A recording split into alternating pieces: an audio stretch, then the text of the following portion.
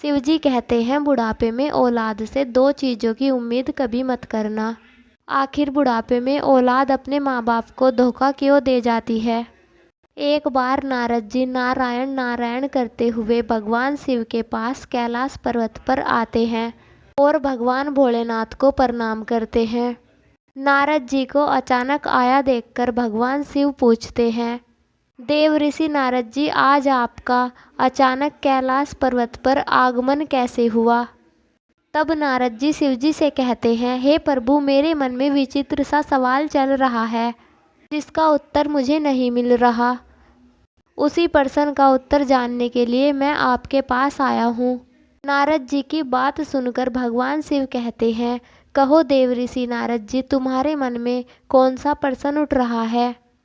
देव ऋषि नारद जी कहते हैं, हे प्रभु, जब मैं धरती लोक पर भ्रमण कर रहा था तब मैंने देखा कि बुढ़ापे में औलाद अपने माँ बाप की सेवा करने की बजाय उन्हें घर से निकालकर जबरदस्ती वृद्धाश्रम में डाल रहे हैं। हे प्रभु, यह सब किस कारण होता है, कृपया मुझे बताइए। आप सभी से निवेदन है कि कहानी को पूरा अवश्य सुनिएगा। कहानी को अधूरा छोड़कर उसका अनादर ना करें। शिवजी की कृपा आप पर और आपके परिवार पर बनी रहे, इसलिए कहानी को सुनने से पहले कमेंट बॉक्स में ओम नमः शिवाय अवश्य लिखिए। अब चलिए कथा का रसपान करते हैं। शिवजी कहते हैं, हे देव ऋषि नारद जी, मैं आपको इसका उत्तर एक कथा के माध्यम से समझाता हूँ। इसे ध्यानपूर्वक पूरा सुनना, और जो भी व्यक्ति इस कथा को पूरा सुन लेता है उसको उनकी औलाद कभी भी धोखा नहीं देगी। शिवजी कहते हैं, हे देव ऋषि नारद जी, प्राचीन समय की बात है। किसी जंगल में एक मोर और मोरनी का जोड़ा एक घोंसला बनाकर रहते थे। वह दोनों पति पत्नी एक दूसरे से बहुत प्रेम करते थे। एक दिन की बात है, मोरनी गर्भवती हो जाती है। इस बात को जानकर कि अब वह दोनों माता पिता बनने वाले हैं, मोर और मोरनी बड़े प्रसन्न होते हैं। मोर अपनी पत्नी का बड़ा ख्याल रखता था, हर दिन उसे दाना पानी घोंसले में ही लाकर देता था। धीरे धीरे समय गुजरता गया। मोर की पत्नी बड़ी प्रसन्न थी। वह अपने पति मोर से कहती है, पिया जी, अब हमारी संतान आने वाली है। बहुत ही जल्दी मैं अपने बच्चे को जन्म दूंगी। बुढ़ापे में वह हमारी खूब सेवा करेंगे, हमारा सहारा बनेंगे। अब हमें किसी बात की चिंता नहीं। जब हम बूढ़े हो जाएंगे तो हमारी संतान हमारी खूब सेवा करेगी। श्रोताओं, मोरनी की यह बात सुनकर मोर कहता है कि प्रिय, हमें ऐसा नहीं सोचना चाहिए कि हमारी संतान हमारी सेवा करेगी या हमारे बुढ़ापे का सहारा बनेगी। मोर की पत्नी कहती है, आप ऐसा क्यों कह रहे हैं। हर संतान अपने माता पिता की सेवा करती है, फिर हमारी संतान हमारी सेवा क्यों नहीं करेगी। तब मोर कहता है, हे प्रिय, मैं तुम्हें एक कहानी के माध्यम से बताता हूँ कि बुढ़ापे में अपनी औलाद से माता पिता को इन दो चीज़ की कभी भी उम्मीद नहीं करनी चाहिए, और जो भी मनुष्य इन दो बातों को याद कर लेगा वह अपने बुढ़ापे में कभी भी दुख नहीं भोगेगा। अब मोर मोरनी को कहानी सुनाता है। मोर कहता है, हे प्रिय, किसी नगर में एक व्यक्ति रहता था। उस व्यक्ति के घर में ईश्वर का दिया हुआ सब कुछ था। बहुत रुपए पैसे, धन दौलत, मान सम्मान सब कुछ होने के बाद भी पति पत्नी बहुत दुखी रहते थे। उनके दुख का कारण था, ईश्वर की कृपा से उनके घर में सब कुछ था लेकिन संतान नहीं थी।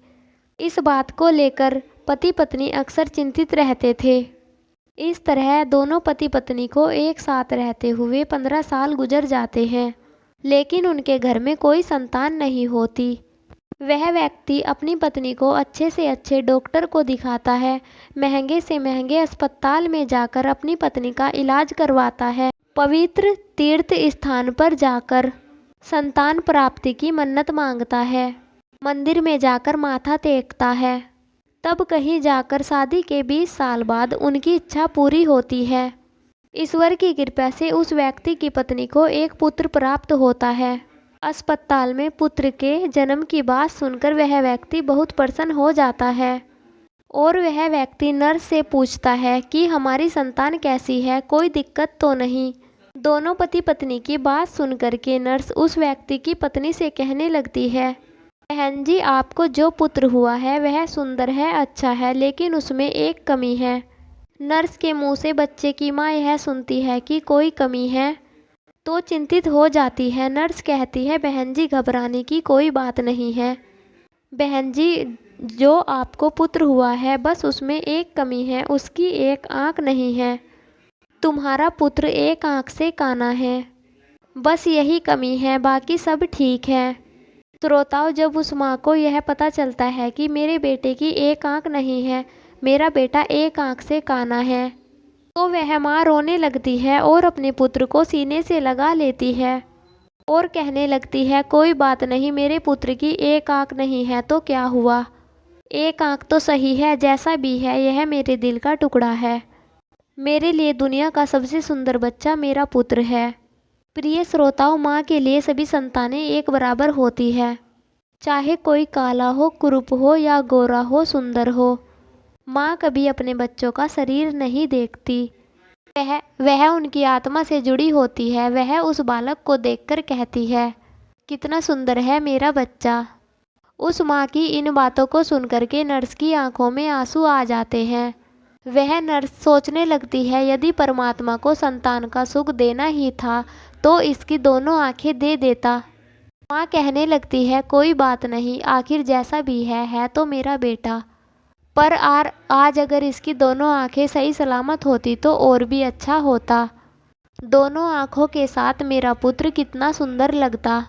श्रोताओं, माँ की इन बातों को वह नर्स सुनती है तो वह कहने लगती है, बहन जी, यदि आप चाहती हैं आपके पुत्र की दोनों आंखें हो तो ऐसा भी हो सकता है। जब वह माँ यह सुनती है कि उसके बच्चों की दोनों आंखें आ सकती है तो वह नर्स से कहती है, मैडम जी, यह कैसे संभव है। अब नर्स उन्हें बताते हुए कहती है, ऐसा हो सकता है, उसके लिए आप दोनों माता पिता में से किसी एक को अपनी आँख देनी होगी, इससे आपके पुत्र की दोनों आँखें ठीक हो जाएंगी। नर्स की इन बातों को सुनता है तो वह व्यक्ति कहने लगता है, कोई बात नहीं नर्स मैडम, हमारे पुत्र की एक आंख तो सही सलामत है, हमारा पुत्र एक आंख से ही दुनिया देख सकता है, दूसरी आंख उसे लगाने की कोई ज़रूरत नहीं है। हमारा पुत्र जैसा भी है बहुत अच्छा है, मैं अपनी आंख दान नहीं कर सकता, मेरा घर मेरी मेहनत मजदूरी से ही चलता है। जब मेरी एक आंख नहीं होगी तो मैं अपने परिवार को कैसे पालूंगा, कैसे इस बच्चे का खर्चा उठा पाऊंगा। यह तो तभी संभव है जब मेरी दोनों आंखें ठीक होंगी। मैं एक पिता हूँ और एक पति भी, अपनी पत्नी और बच्चे को पालने का भार मेरे कंधों पर है। अब रही मेरे पुत्र की एक आंख की बात, तो यह सब परमात्मा की देन है। ईश्वर ने इसे जिस रूप में भेजा है, हमारा पुत्र उसी रूप में ठीक है। श्रोताओं, उस पिता ने तो बिल्कुल इनकार कर दिया, लेकिन माँ तो माँ होती है। वह नर्स से कहती है, यदि नर्स मैडम ऐसा हो सकता है तो मैं अपनी एक आंख अपने पुत्र को देना चाहती हूँ। मेरा क्या है, मुझे तो घर पर ही रहना है, लेकिन मेरे बेटे को तो अपना पूरा जीवन काटना है। इसलिए नर्स मैडम, मैं अपनी एक आंख अपने पुत्र को देना चाहती हूँ। पत्नी की इन बातों को सुनकर वह व्यक्ति अपनी पत्नी से कहता है कि इस तरह तो तुम कानी हो जाओगी। वह माँ कहती है, मुझे मंजूर है कि मैं एक आंख से कानी हो जाऊं, लेकिन मैं अपने पुत्र को दोनों आंखों के साथ देखना चाहती हूँ। मेरी एक आंख ले लो और मेरे बेटे को लगा दो। मेरे बेटे की जब दोनों आंखें होगी तो वह दोनों आंखों के साथ कितना सुंदर लगेगा। मैं अपने पुत्र को एक आंख दान में देना चाहती हूँ। इस प्रकार उस माँ के कहने पर डॉक्टर ने उस माँ की एक आंख को निकालकर उसके पुत्र को लगा दी। इस तरह उस पुत्र की दोनों आंखें सही हो जाती है और माँ एक आंख से कानी हो जाती है। श्रोताओं, अब मोर आगे अपनी पत्नी से कहता है कि प्रिय, कुछ दिन तक वे दोनों लोग अस्पताल में रहते हैं। जब दोनों माँ बेटे स्वस्थ हो जाते हैं तो अस्पताल से दोनों को छुट्टी मिल जाती है। इस प्रकार वह व्यक्ति अपनी पत्नी और पुत्र को लेकर के घर आ जाता है और दोनों पति पत्नी मिलकर के अपने पुत्र का पालन पोषण करने लगते हैं। इस प्रकार अपने पुत्र का पालन पोषण करते हुए उसका पुत्र 5 साल का हो गया।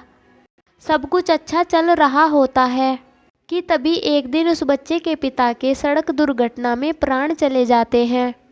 जब उसकी पत्नी को अपने पति की मौत की खबर मिलती है तो वह चिल्ला चिल्ला कर रोने लगती है। वह सोचने लगती है, मेरा 5 साल का बच्चा है, घर में एक ही कमाने वाला था और वह भी मुझे छोड़कर चले गए। अब मैं इस बच्चे का पालन पोषण कैसे करूँगी। अब यह सोच सोचकर वह ज़ोर ज़ोर से रोने लगती है। उसका रोना धोना सुनकर आसपास पड़ोस के लोग आ जाते हैं और उस लाचार माँ को धीरज रखने के लिए कहते हैं और किसी तरह समझा बुझाकर उस व्यक्ति का अंतिम संस्कार करते हैं। श्रोताओं, इस प्रकार वह लाचार माँ अपने 5 साल के बच्चे के साथ जीवन बिताने लगती है। घर में जो भी जमा पूंजी थी वह सब संतान पाने की चाहत में उनके इलाज करने में पहले ही खर्च हो चुकी थी। पति की मृत्यु के बाद जो भी बचे कुचे रुपए थे वह पति के अंतिम संस्कार में खत्म हो गए। इस प्रकार वह माँ दूसरों के घर में झाड़ू पोछा करके अपने पुत्र का पालन पोषण करने लगती है। वह माँ दूसरों के घर में झाड़ू पोछा करती है, दूसरों के बर्तनों को मांजती है, लेकिन अपने पुत्र को कोई भी तकलीफ होने नहीं देती। वह माँ दूसरों के घर में नौकरानी बनकर पैसे कमाती है और अपने बच्चे के खेलने के लिए अच्छे अच्छे खिलौने लेकर घर आती है। हर समय अपने बच्चे के साथ परछाई की तरह बनी रहती है। जब उसका पुत्र थोड़ा और बड़ा हो जाता है, अर्थात उसका पुत्र जब 6 वर्ष का हो जाता है, तो एक दिन वह माँ अपने बेटे को लेकर एक विद्यालय में पहुँची और वह विद्यालय के प्रधानाचार्य से विनयपूर्वक कहती है कि भाई साहब, मुझे अपने बेटे का इस विद्यालय में दाखिला कराना है। श्रोताओं, वह माँ अपने बच्चे का विद्यालय में एडमिशन कराने जाती है। वह विद्यालय उस नगर का एक प्रसिद्ध विद्यालय होता है। उस विद्यालय में अमीर लोगों के बच्चे पढ़ते थे। जब उस विद्यालय का प्रधानाचार्य फटे पुराने कपड़ों में उसकी माँ को देखता है तो सोचने लगता है कि बच्चा तो सुंदर है, लेकिन माँ कपड़ों से ऐसी लग रही है जैसी कोई भिखारी हो। यह बेचारी इस बच्चे की किताबें और कहाँ से इतनी महंगी फीस भर पाएगी। यह सोचकर वह प्रधानाचार्य उस बच्चे की माँ से कहता है, बहन जी, हमारे विद्यालय की फीस बहुत ज़्यादा है। हमारे स्कूल में अमीरों के बच्चे पढ़ते हैं, इसलिए बेहतर होगा आप अपने बच्चे का एडमिशन किसी सरकारी स्कूल में करा दे। प्रधानाचार्य जी की इन बातों को सुनकर के वह माँ कहती है, मास्टर जी, आप पैसों की चिंता मत करिए, आपकी जो भी फीस होगी उसे मैं समय पर जमा कर दिया करूँगी। मेरा एक लौता बालक है और मैं चाहती हूँ कि मेरा बेटा पढ़ लिख कर एक डॉक्टर बन जाए, इसलिए मैं इसे आपके विद्यालय में लेकर आई हूँ। श्रोताओं, जब वह प्रधानाचार्य माँ की इन बातों को सुनता है तो वह बातों को सुनकर के बहुत प्रभावित होता है और वह उस बच्चे की माँ से कहता है, ठीक है बहन जी, यदि आप कह रही हैं तो हम आपके बच्चे को स्कूल में भर्ती कर लेते हैं। इस प्रकार उस बच्चे का एडमिशन उस विद्यालय में हो जाता है और वह बालक विद्यालय में पढ़ने जाने लगता है। श्रोताओं, पहले तो वह माँ 5 घरों में झाड़ू पोछा करके अपना गुजारा कर लेती थी, लेकिन अब अपने पुत्र के एडमिशन के बाद अपने पुत्र की पढ़ाई के लिए 10 घरों में काम करने लगी। वह माँ दूसरों के घरों में झाड़ू पोछा करके अपने पुत्र को पढ़ाने लिखाने लगती है और उसकी उम्र 10 साल की हो जाती है। एक दिन सभी स्कूल के बालक मिलकर उस बच्चे को छेड़ने लगते हैं और खेल खेल में कहने लगते हैं कि देखो देखो, एक आंख वाली कानी माँ का बेटा आ गया। इसकी माँ एक आंख से कानी है। जब वह लड़का अपने सहपाठियों की इन बातों को सुनता है तो क्रोध में भर जाता है। उसे बहुत बुरा लगा था। जब विद्यालय की छुट्टी होती है तो छुट्टी के समय हमेशा की तरह उसकी माँ उसे लेने आती है। आज भी एक आंख से कानी माँ अपने बेटे को लेने के लिए स्कूल में आई थी। तो वह लड़का अपनी माँ से कहता है, माँ, कल से मुझे विद्यालय में छोड़ने के लिए मत आना और लेने भी मत आना। जब माँ पूछती है कि पुत्र, क्या बात हो गई, तुम ऐसा क्यों कह रहे हो, तो लड़का कहने लगता है, माँ तुम्हारी सूरत ठीक नहीं है, तुम एक आंख से कानी हो। तुम जब मेरे साथ विद्यालय आती हो तो मेरे साथ के बच्चे मेरा मजाक उड़ाते हैं और तुम्हारी वजह से मुझे शर्मिंदा होना पड़ता है। तुम ऐसी हो, तुम वैसी हो, इस तरह की बातें करते हैं। श्रोताओं, वह लड़का अपनी माँ से दुनिया भर की शिकायतें करता है। जब वह माँ अपने पुत्र के मुख से इन बातों को सुनती है तो उसे बहुत दुख होता है, लेकिन अपने पुत्र की बातों को सुनकर के वह चुप रहती है और अपने पुत्र की इन बातों को सहन कर लेती है। बेटे की इन बात को सुनकर के वह माँ कहती है, कोई बात नहीं पुत्र, यदि तुम नहीं चाहते तो मैं कल से विद्यालय में तुम्हें लेने नहीं आऊँगी। लेकिन तुम अकेले विद्यालय कैसे जाओगे? अपनी माँ की इन बातों को सुनकर के वह पुत्र कहता है, माँ अब मैं बड़ा हो चुका हूँ और इस काबिल हो चुका हूँ कि अकेला विद्यालय जा सकूँ, इसलिए तुम्हें मेरे साथ विद्यालय आने जाने की कोई ज़रूरत नहीं है। अपने पुत्र की इन बातों को सुनकर के वह माँ कहती है, ठीक है पुत्र, आज के बाद तुम्हारे साथ तुम्हारे स्कूल में नहीं आऊँगी, लेकिन बेटा तुम सावधानी से घर आना, क्योंकि तुम्हारे पिता की सड़क दुर्घटना में मौत हुई थी। यह सोच सोच करके मुझे डर लगता है। पुत्र कहता है, माँ तुम चिंता मत करो, मुझे कुछ नहीं होगा, मैं अकेला ही आया जाया करूँगा। फिर क्या था, वह पुत्र उस दिन के बाद से अकेला ही विद्यालय आने जाने लगा। जैसे जैसे पुत्र बड़ा होता चला गया वैसे वैसे पुत्र के खर्चे बढ़ते चले गए। जैसे जैसे पुत्र के खर्चे बढ़ते गए वैसे वैसे उस माँ पर काम का बोझ भी बढ़ता चला गया और इस प्रकार वह लड़का विद्यालय की पढ़ाई पूरी कर लेता है और उसकी पूरी क्लास में उसके ही सबसे अच्छे नंबर आते हैं। इसके बाद वह आगे की पढ़ाई करने के लिए शहर चला जाता है। श्रोताओं, जब पुत्र शहर में चला जाता है तो इधर उसकी माँ जो भी पैसा कमाती थी वह पैसा कम पड़ने लगता है, क्योंकि पहले तो किताबें और फीस का खर्चा था, लेकिन अब बेटा शहर चला जाता है तो उसके और भी खर्चे बढ़ गए थे। लेकिन उस माँ ने हार नहीं मानी। पहले जहाँ वह 15-20 घरों में काम करके खर्चा पूरा किया करती थी, अब वह 30 घरों में काम करके अपने पुत्र के लिए महीने का 5,000 भेज पाती थी। वह इसलिए इतनी मेहनत करती थी कि एक दिन जब उसका बेटा पढ़ लिख कर बड़ा डॉक्टर बन जाएगा तो मुझे सुख मिलेगा। बेचारी माँ मन ही मन सोचती थी, एक ना एक दिन मुझे भी आराम मिलेगा। आज मेरी मेहनत से मेरा बेटा डॉक्टर बन जाएगा तो मैं भी बुढ़ापे में अपने बेटे के साथ सुखी रहूँगी। इसलिए वह माँ जितना हो सकता था उतना ही मेहनत करती थी और कई घरों में काम करके अपने पुत्र के लिए पैसा भेजती थी। इस प्रकार वह मेहनत करते करते समय से पहले ही बूढ़ी हो जाती है। धूप में अक्सर गोरा रंग काला पड़ जाता है, लेकिन फिर भी वह अपने पुत्र को कोई दिक्कत नहीं होने देती थी। श्रोताओं, मोर आगे अपनी पत्नी मोरनी से कहता है, प्रिय, जब कुछ दिन और बीत जाते हैं तो एक दिन उस माँ को एक पत्र मिलता है। उसमें लिखा होता है कि माँ, अब मैं शहर में बड़ा डॉक्टर बन चुका हूँ, अब तुम्हें पैसे भेजने की कोई ज़रूरत नहीं है। अब उस माँ को यह पत्र मिलता है कि मेरा बेटा डॉक्टर बन गया है तो वह बहुत खुश हो जाती है और सोचने लगती है कि पति के जाने के बाद अब मेरा बेटा ही मेरा सहारा है और मेरी जैसी इच्छा थी कि मेरा बेटा डॉक्टर बन जाए, अब वह इच्छा भी पूरी हो गई। उस माँ के बेटे ने माँ को यह बात पत्र में लिखकर बताई थी कि माँ, मैं डॉक्टर बन गया हूँ, लेकिन वह बेटा अभी तक माँ से मिलने गांव में नहीं आया। जब उस बूढ़ी माँ को यह पत्र मिलता है तो वह पूरे गांव में मिठाइयाँ बांटती है और सारे गांव के लोगों को बड़े गर्व से बताती है कि उसकी मेहनत सफल हो गई और आज उसका बेटा डॉक्टर बन गया। इस प्रकार वह माँ अपने पुत्र के गांव आने का इंतजार करने लगती है। वह माँ सोचने लगती है, मेरे बेटे को शहर में गए बहुत समय बीत गया है, अब वह डॉक्टर बन गया, वह मुझसे मिलने के लिए गांव में ज़रूर आएगा। माँ अपने पुत्र की गांव में आने की राह देखती है। हर दिन वह इंतज़ार करती है कि आज मेरा पुत्र आता होगा। किसी की गाड़ी घर के सामने रुकती तो वह माँ दौड़कर घर से बाहर आती कि मेरा पुत्र आया होगा।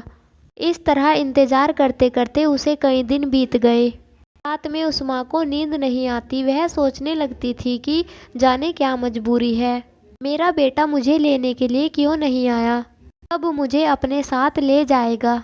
अब वह दिन नहीं आएंगे कि मैं दूसरों के घर में झाड़ू पोछा करूं, दूसरों के घर में बर्तन साफ करूं। अब मैं तो आराम से बैठकर अपने बेटे की कमाई खाऊंगी। तो मेरे बेटे के घर में नौकर चाकर भी होंगे, गाड़ी बंगला भी होगा। अब मेरे दुख के दिन बीत चुके हैं। इस तरह वह माँ सारा दिन बेटे के सपने देखा करती थी। प्रिय श्रोताओं, इस तरह उस माँ को अपने बेटे का इंतजार करते करते 1 साल बीत जाता है, लेकिन वह बेटा 1 साल में भी अपनी माँ के दिन नहीं आता, माँ के पास नहीं आता। फिर एक दिन उस माँ के पास अपने बेटे का दूसरा पत्र आता है। उस पत्र में लिखा होता है कि माँ, मेरी शादी हो गई है और तुम्हें पता है, जिस लड़की के साथ मेरा विवाह हुआ है वह बहुत ही अमीर घर की है। जब वह माँ उस पत्र में लिखी बातों को पढ़ती है तो उसकी आंखों से आंसू की धारा बहने लगती है। उसे बड़ा ही दुख होता है, क्योंकि माँ सोचती थी कि मेरा बेटा अब डॉक्टर बन गया है, अपने बेटे के लिए अपनी पसंद की बहू लेकर आऊंगी। लेकिन उस पत्र को पढ़ करके उस माँ के अरमान सारे मिट्टी में मिल जाते हैं। माँ सोचती है कि हे भगवान, ऐसे मैंने कौन से पाप किए थे, ऐसी मुझसे कौन सी गलती हो गई है जो मुझे इतनी बड़ी सज़ा मिल रही है। माता पिता का सपना होता है कि वे अपने हाथों से अपने बेटे को दूल्हा बनाए और अपना आशीर्वाद देकर अपने बेटे की शादी करवाए। लेकिन मेरे पुत्र ने तो अपनी शादी में मुझे बुलाया तक नहीं। क्या यही दिन देखने के लिए मैंने अपने पुत्र को पढ़ा लिखा कर इतना बड़ा किया था? क्या इसीलिए मैंने इतनी मेहनत मजदूरी की थी, दूसरों के घरों में बर्तन साफ करके झाड़ू पोछा करके उसे इस लायक बनाया? क्या मेरा इतना भी अधिकार नहीं जो मेरे बेटे ने अपनी शादी में मुझे ही नहीं पूछा? अब शादी करने के बाद पत्र लिखकर बता रहा है कि माँ, मैंने शादी कर ली। श्रोताओं, यह सोच सोचकर वह पूरी रात आंसू बहती रही। इतना होने के बाद भी वह माँ अपने पुत्र को दुआएं देती रही, रोते रोते सो जाती है। फिर भी उस माँ के मुंह से अपने बेटे के लिए आशीर्वाद निकलता है। माँ सोचती है कि मेरे पुत्र ने शादी कर ली, अब हो सकता है मेरा बेटा घर आ जाए। मैं अपनी बहू को देखूंगी और आशीर्वाद दूंगी, बहू मेरी खूब सेवा किया करेगी। यह सोचकर फिर से वह माँ अपने बेटे और बहू का इंतजार करती है। इस तरह वह माँ अपने बेटे का फिर से इंतजार करते करते 1 साल और निकल जाता है। लेकिन 1 साल बीतने के बाद भी उसका बेटा उससे मिलने के लिए नहीं आया। फिर कुछ दिन बाद माँ को तीसरा पत्र मिलता है, जिसमें लिखा होता है कि माँ, तुम दादी बन गई हो, भगवान की कृपा से हमारे घर बेटा हुआ है। जब यह खबर उसकी माँ को मिली तो उसका धैर्य जवाब दे जाता है, उसकी सहन शक्ति जवाब दे देती है। माँ का पुत्र बड़ा डॉक्टर बन जाए, विवाह कर ले, उसका बेटा हो जाए और उसकी माँ को पता भी ना चले, उसके दिल पर क्या बीतेगी। जिस पुत्र का जीवन बनाने के लिए उस माँ ने अपना सब कुछ कुर्बान कर दिया, उस पुत्र का वर्षों से चेहरा ना देखा हो तो अपने पुत्र के लिए व्याकुल होना स्वाभाविक है। जब वह माँ अपने पुत्र के लिए ज़्यादा व्याकुल हो जाती है तो उस माँ के मन में विचार आता है कि अब तो रहा नहीं जाता। फिर कुछ देर के लिए विचारों में खो जाती है, सोचने लगती है, चलो कोई बात नहीं, पोता भी हो गया, यह तो अच्छी बात है। अब मैं अपने पोते को भी देखूंगी और खिलाऊंगी। अब मेरा बेटा जरूर मेरी बहू और पोते के साथ घर वापस आएगा। फिर उसकी माँ को इंतजार करते करते 36 महीने बीत जाते हैं। जब उस माँ से मिलने के लिए उसका पुत्र नहीं आता तो उस माँ के सब्र का बांध टूटने लगता है। वह व्याकुल हो जाती है और उस व्याकुलता में वह यह फैसला करती है, चाहे कुछ भी हो जाए मैं अपने पोते को देखने के लिए जरूर जाऊंगी। श्रोताओं, यह निर्णय करके वह माँ अपने बेटे और बहू पोते से मिलने के लिए शहर के लिए चल देती है। इसी तरह वह पता पूछते पूछते उसी शहर में पहुंच जाती है जिस शहर में उसका बेटा रहता था। उस शहर में पहुंचकर वह बूढ़ी माँ एक रिक्शा वाले को अपने पास बुलाती है और रिक्शा वाले को अपने बेटे का पत्र दिखाते हुए कहती है, बेटा मुझे शहर में इस जगह में जाना है। रिक्शा वाला पता देखकर बूढ़ी माँ को अपने रिक्शा में बिठा लेता है और वह उस माँ को उसी पते पर ले जाता है। कुछ समय बाद वह रिक्शा वाला उस बूढ़ी माँ को डॉक्टर के बड़े बंगले पर लेकर पहुँच जाता है और बंगले के सामने अपना रिक्शा खड़ा कर देता है और उस बूढ़ी माँ से कहता है, कि माँ जी, जो तुमने पता दिखाया था तुम उस पते पर पहुँच चुकी हो। यह जो सामने बंगला है यहीं पर रहते हैं डॉक्टर साहब। वह माँ रिक्शा वाले को किराया देकर अपना झोला उठाकर बंगले की तरफ चल देती है। माँ की नज़र जब उस डॉक्टर साहब के बंगले पर पड़ी तो वह बहुत खुश हो जाती है। वह देखती है सुंदर आलीशान बंगला बना हुआ है। बंगले के सामने चमचमाती हुई सुंदर गाड़ियाँ खड़ी हैं और दरवाजे पर चपरासी बैठे हुए हैं। यह देखकर उस माँ को बड़ी खुशी होती है कि कितने सुंदर घर में मेरा बेटा रहता है। वह मोर अपनी पत्नी से आगे कहता है, प्रिय। वह बूढ़ी माँ एक थैली में जो अपने पोते के लिए खिलौने, बहू के लिए साड़ियाँ और कुछ मिठाइयाँ लेकर आई थी। जब उस थैले को लेकर वह माँ बंगले के अंदर जाने लगती है तो गेट के पास खड़े चपड़ासी की नज़र उस पर पड़ जाती है। चपड़ासी देखता है कि फटे पुराने कपड़े पहनकर एक काली कलूटी बुढ़िया, जो एक आंख से कानी है, बंगले के अंदर घुसी जा रही है। जब वह चपड़ासी उस महिला को देखता है तो कहने लगता है, तुम्हें किससे मिलना है? किस तरह अंदर चली जा रही हो? चपड़ासी की बात सुनकर के वह माँ रुक जाती है और चपरासी से कहती है, यहाँ पर मेरा बेटा रहता है। मेरे बेटे को पुत्र रत्न की प्राप्ति हुई है, इसलिए मैं अपने पोते को देखने के लिए आई हूँ। चपरासी उस बुढ़िया को डांटते हुए कहता है, बुढ़िया, तूने कभी अपनी शक्ल देखी है? तुम्हें पता भी है यह किसका बंगला है? यह एक बड़े डॉक्टर साहब का बंगला है। तब वह माँ कहती है, मुझे पता है यह डॉक्टर साहब का बंगला है और जो तुम्हारे डॉक्टर साहब है वही मेरे पुत्र है। वह चपड़ासी कहने लगता है, अरे बुढ़िया, तुम गांव देहात की महिला हो, ना तुम्हारे कपड़े ठीक है ना शक्ल ठीक है। डॉक्टर साहब तुम्हारे बेटे कैसे हो सकते हैं? जब इन बातों को पास में खड़ा हुआ एक दूसरा चपड़ासी सुनता है तो वह भी वहीं उस बुढ़िया माँ के पास पहुँच जाता है। जब उस चपड़ासी को पता लगता है कि यह डॉक्टर साहब की माँ है तो वह उस बुढ़िया से पूछता है कि माँ जी, आपके पास कोई प्रमाण है जिससे हम पता कर सके कि तुम हमारे डॉक्टर साहब की माँ हो? जब वह माँ दूसरे चपड़ासी की इन बातों को सुनती है तो तुरंत ही अपनी साड़ी के पल्लू में बंधा हुआ पत्र उस चपड़ासी को देती है, जो उसके पुत्र ने अपनी माँ को भेजा था।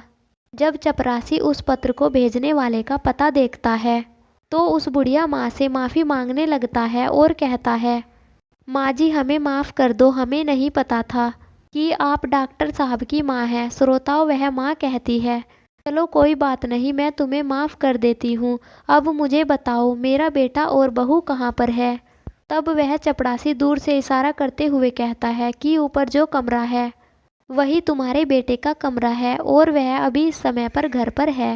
अब वह माँ अपना सामान नीचे रख देती है और कहती है, सामान तो मैं बाद में ले लूँगी, पहले अपने पोते और बहू को देख लेती हूँ।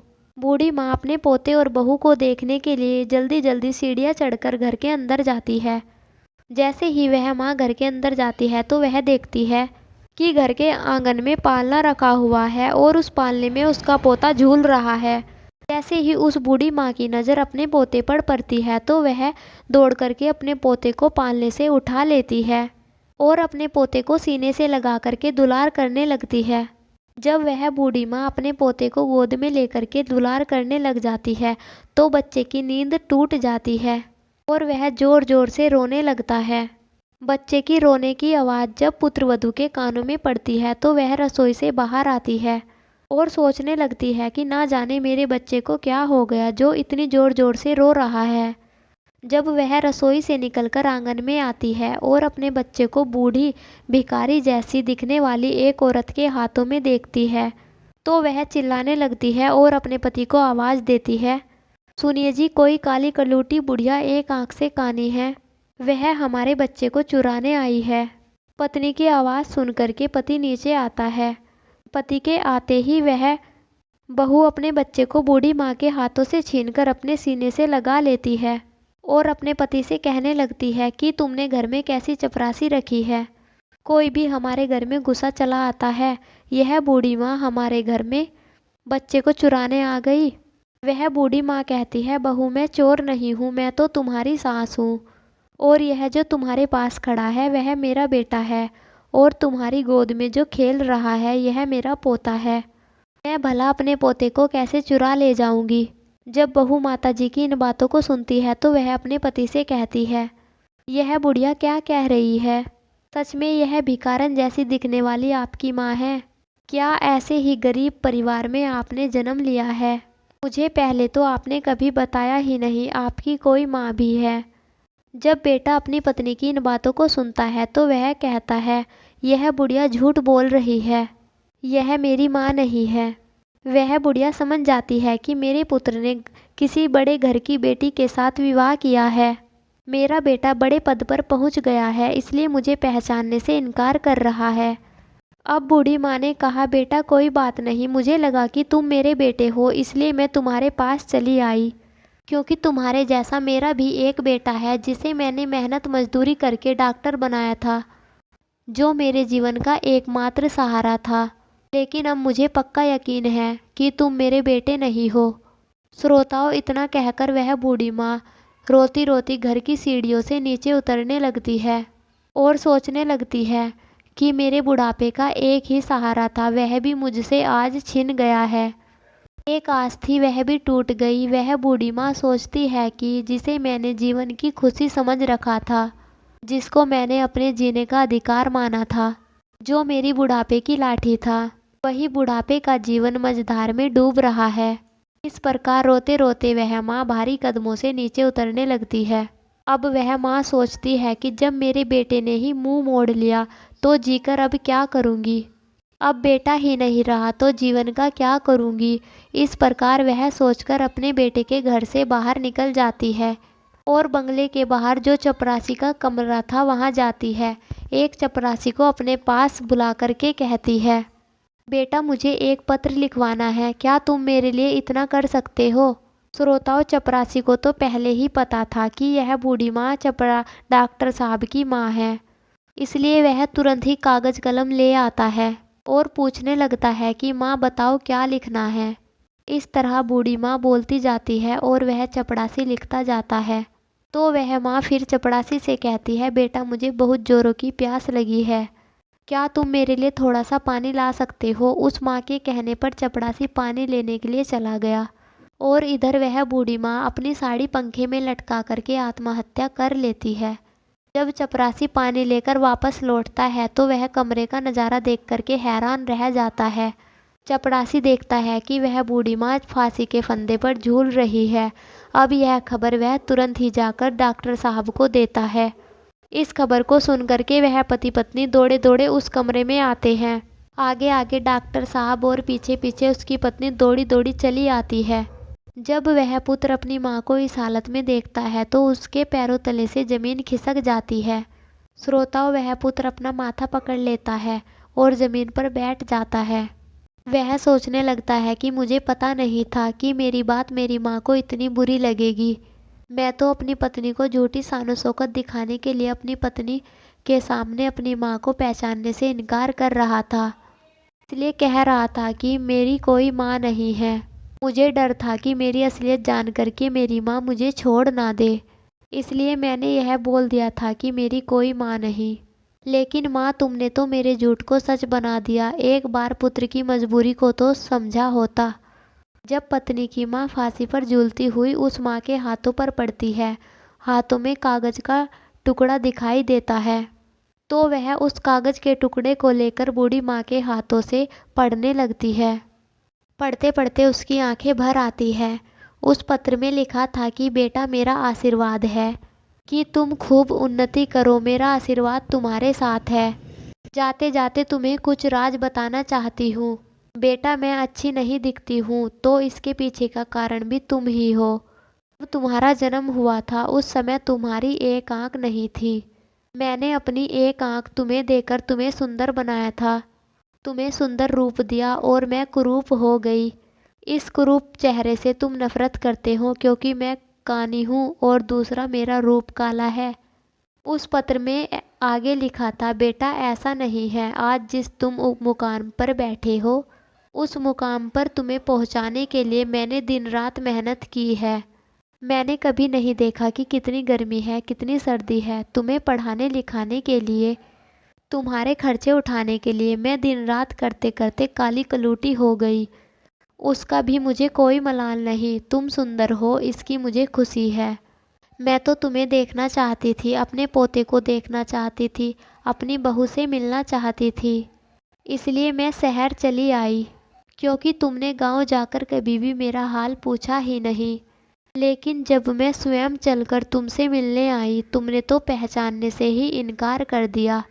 इसलिए आज ऐसा लगा कि अब दुनिया में मेरा कोई नहीं है। अब जीने का मेरा उद्देश्य खत्म हो गया। जब कोई रहा ही नहीं तो मेरे जीने का क्या फ़ायदा। बेटा, जाते जाते ईश्वर से प्रार्थना करती हूँ तुम सदा खुश रहो। श्रोताओं, जब उस बेटे की पत्नी इस पत्र को पढ़ती है तो अपने पति को सुनाती है, तो उस बेटे का सर शर्म से झुक जाता है। उसे अपने आप से घृणा होने लगती है कि जिस माँ ने मेरी ज़िंदगी बनाने के लिए अपना सब कुछ कुर्बान कर दिया, वही माँ मेरी चौखट पर जब मुझसे मिलने आई तो मैंने एक गिलास पानी तक नहीं पूछा। दोनों पति पत्नी अपनी गलती के लिए उस मरी हुई माँ से माफ़ी मांगते हैं, लेकिन अब क्या हो सकता है, वह माँ तो उनकी माफ़ी सुनने के लिए वहाँ पर उपस्थित नहीं थी। उनसे बहुत दूर जा चुकी थी, जहाँ से कोई वापस नहीं आता। अब डॉक्टर साहब के जीवन में केवल पछताना ही रह गया था। श्रोताओं, कैसी यह दुनिया है। कुछ लोगों के जीवन में माँ नहीं होती तो वह माँ के लिए तरसते रहते हैं, और जिनके जीवन में माँ होती है तो बच्चे उनकी कदर नहीं करते। श्रोताओं, पत्नी और बच्चे दोबारा मिल सकते हैं पर माँ दोबारा नहीं मिल सकती। एक संतान ही माता पिता के जीने का सहारा होती है, बुढ़ापे की लाठी होती है। ऐसे में जब कोई बेटा अपने धन के नशे में, पद के नशे में अपने ही माता पिता को पहचानने से इनकार कर दे, या अपने माता पिता को भुला देता है, या घमंड में आकर उनका अपमान कर देता है, तो दुनिया में माता पिता को सबसे बड़ा दुख ऐसे ही बेटों से होता है। माता पिता अपनी संतानों का भविष्य बनाने के लिए, उन्हें सफल बनाने के लिए अपना पूरा जीवन लगा देते हैं, और जब वही संतान अपने धन के और पद के नशे में अपने माता पिता का अपमान करते हैं तो उन्हें बहुत ही पीड़ा होती है। श्रोताओं, मोर आगे कहता है कि प्रिय, भगवान की कृपा से जिसके माँ बाप हैं उनको अपने माता पिता का आदर सम्मान करना चाहिए, क्योंकि मनुष्य की सफलता में माँ बाप का ही योगदान होता है। कुछ मूर्ख बच्चे पूछते हैं कि माँ बाप तुमने हमारे लिए क्या किया। अरे मूर्ख, जो कुछ भी तुम्हारे लिए किया है तुम्हारे माता पिता ने ही तो किया है। तुमको पढ़ाया लिखाया, तुम्हें पालने में दुख उठाए, और तुम अपने माता पिता को भूलकर तुम तो अपने आप को ही भूल गए। बच्चा जब बड़ा होता है तो यह भूल जाता है कि माँ बाप के अलावा इस दुनिया में दूसरा कोई भला चाहने वाला कोई नहीं है। माता पिता मरकर भी तुम्हारा भला ही चाहेंगे, और जो सब लोग तुम्हारा अपना दिखाने का भला करते हैं वह एक निश्चित समय तक ही तुम्हारे साथ हैं और एक मतलब तक ही तुम्हारा भला चाहते हैं। लेकिन माता पिता बिना स्वार्थ के जीवन भर तुम्हारा हित चाहते हैं। श्रोताओं, आगे मोर अपनी पत्नी से कहता है कि हे प्रिय, एक पुत्र को जन्म देने में एक स्त्री अपनी सुंदरता खो देती है, लेकिन वही पुत्र जब जवान हो जाता है, जब उसकी शादी हो जाती है, तो वही पुत्र अपनी पत्नी की सुंदरता में अपने माता पिता को खो देता है। माता पिता अपनी संतान के सुखों के लिए सब कुछ त्याग देते हैं, लेकिन जब बच्चे बड़े हो जाते हैं, कुछ देने के लायक हो जाते हैं, तो हम अपने माता पिता को क्या देते हैं? लाचारी, दुख, अकेलापन, आंसू। जो संतान अपने माता पिता को सिर्फ इसलिए भुला देती है कि उनके बुढ़ापे को देखकर आपके मित्रों में आपकी इज्जत कम हो जाएगी, तो यह उनकी सबसे बड़ी भूल है। भगवान शिव आगे कहते हैं, हे नारद, उम्र के इस पड़ाव में पहुंचने के बाद आपकी और आपके मित्रों की भी यही हालत होगी। आपका भी रूप और जवानी इसी तरह की हो जाएगी। आपके भी उस रूप को देख करके लोग आपसे नफरत करने लगेंगे। प्रिय श्रोताओं, आगे भगवान शिव कहते हैं कि हे नारद, जवानी में माता पिता को औलाद से किन किन चीज़ों की उम्मीद नहीं करनी चाहिए, ध्यान देकर सुनो। शिव जी कहते हैं कि पहली बात, आपकी औलाद आपके बुढ़ापे का सहारा बन सकती है। इस बात की उम्मीद बिल्कुल भी ना करें।